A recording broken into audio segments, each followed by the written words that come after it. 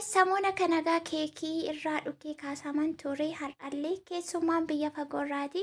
Wiilkaamii yookaan immoo baga nagaan dhuftee jechuutiin keekii baay'ee mi'aawuu fi bareedaa ta'e naaf qabatanii dhufanii jiru. Egaa isaa wajjiniitiin viidiyoo waraabuuf immoo namoonni tokko tokko kaameraan kan ittiin tolle illee jiru waan ta'eef simbiloo namni yoo mana ofii dhufee kaameraatti qabuun sirrii miti. Isaanis immoo hin jaajaru gaa yeroo hojiiti. Kan magaalaas dhufe ta'e kan baadiyyaas dhufe ta'e hojiidha namni hojiif hin ariifata. Keessumaa immoo magaala keessatti oluma seenaniitu jechuudha kan namni bahu.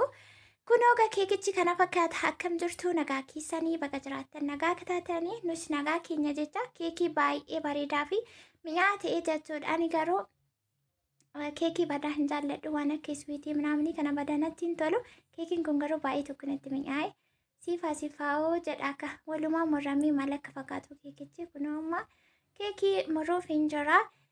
Isaaniin viidiyoo waraabni akkasuma kaameraamaaniin kollee hin jira jechuudha. Namni kaameraa duubaan akka jiru siniyyuu beekaartuu baay'ee haasaa baay'ee kolfaa turre.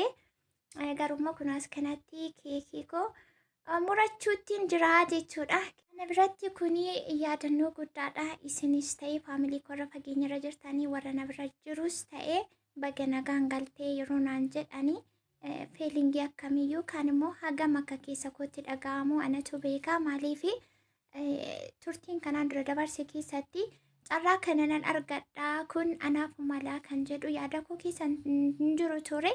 Gargaarsa waaqayyoo ta'e immoo kunoo nagaan biyya kootti galee firoottan koos maatiin koo warri na beeka warri nan beeknes faamiliin koo warri fageenyarra dhiyeeyyanirra jirtanis baga nagaan galtee yeroo namni naan jedhu baay'ee gammachuu guddaatu natti dhaga'ama jechuudha. Waan kaleessa keessa darbe sana baay'ee isaa na dagachiisaa jira. Isinis immoo akkasuma waaqayyo guyyoota keessaa guyyaa fide nagaan gara biyya abbaa keessanii gara qilleensa biyya abbaa keessanii gara maatii keessan hiriyoota keessan firoota keessan wajjin yerootti akkas galtanii gammaddan isinaa taasisuu isinaa gargaaruu jechuun barbaada. As kanatti immoo waan dhugamu baay'ee isaatu jira. Kana banii sana banii kan akkas godhii waan miiqatu jira. Ani waan akkasii kana badaa hin danda'u. Kuni maaltaadha maaltaa seedhaan beektu malee waan alkoolii miti jechuudha. Normaalii kiristaanonni fa'aa kan fayyadamanidha. Kuni maaltaadha kun maaltaa saala kanaatiin usii kaameraa maalillee kootu jennaanii innis kanaas achi wareetti gogoree jira.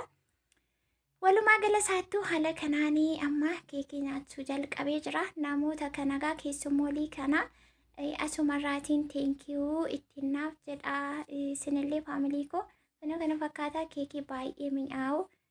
Kaameraamaanii hodhuu waliin qammasnaa lakkii hodhuu waan akkasiitu jira.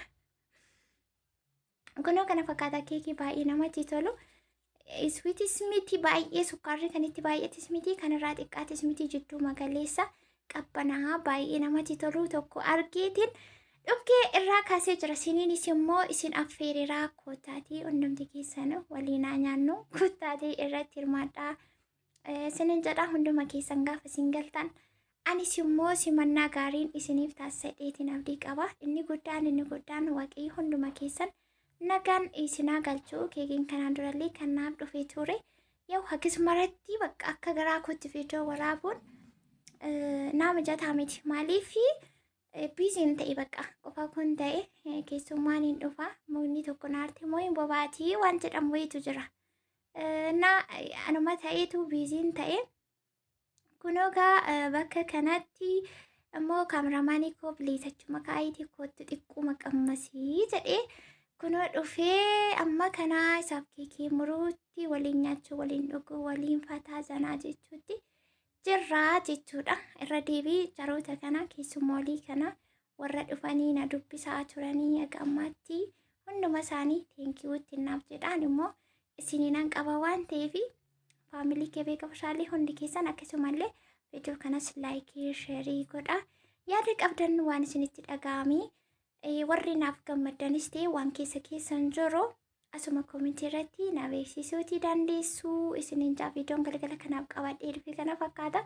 Akkasuma keekii biraan illee jira jechuudha. Yeroo man dhabe yeroon isin biraan qaqqabsiisu nan dhabe akkasuma turee bulee isin biraatiin qaqqabsiisaa akkasumallee gaaffii isin na gaggaafatan baay'ee isaatu jira keessattuu kan isin fayyadu irratti jechuudha kan isin fayyadu wanta gochuu qabdu jedhee ofii kootii yaadu jechuudha isa kana isinii qabadhee nufa obsumaatiin na eeggadhaa isin gaada akka dandeessanii laayikii gochuu sheerii gochuu akkasuma maatii ta'uutiin gaaffii kun deebisne jettanii akkasiin achi naarree natti mufanne ittiin dallanne abdiin qaba sababni isaa ni beektu na hubattu dheetuma abdii qaba kunoo kana fakkaata amma kana keekii keenya dhukkeerraa kaasaa irraan hin hangeen jechaan jiraadha hin beeku malee akka ta'e keekichumatu akka addaatti natti mi'aa jiranitti fakkaata malee akkuma dura isiniin jedhee keekii badaa miti isumayyuus akka iskireemii minaaminii qabu kana osoo hin taane keekii noormaalii kanneen akka paawundi keekii fawaan jedhamu wayii tokko jira safaa yoo ta'e malee kan sukkaarrii waan akkasii kuni kireemiin itti baay'ate gaariis immoo miti egaa yeroo ammaa kana simannaa amattiin namni namaaf godhuudhaayyuuti malee akkasuma waan iswiitii nyaachuun illee gaarii ta'uu baatu kana fakkaataa warri dhuftanii keekii kana qabatanii dhuftanii keessummoota keenya baay'ee akkasiin jaallannu isin kabajnu isin hubeettoo baay'ee galatoomaa ulfaadhaa isiniin jechuu barbaannus illee isinis faamilii hundi keessaniyyuu galatoomaa ittiin naa jedha asuma jalatti akkasii jechuudha amma kanaa gara xumuruutti xumuree quufee bakka nyaadhe dhuge maaltu hafe wanti hafe hin jiru kan raafe immoo gara firiijiitti deebisee akkasuma orkaan illee qaqqabsiiseen gara sagantaa itti aanutti darbuuf jira viidiyoo biraa nagaan deebi'ee dhufuutti nagaa fayyaa ta'a baay'ee.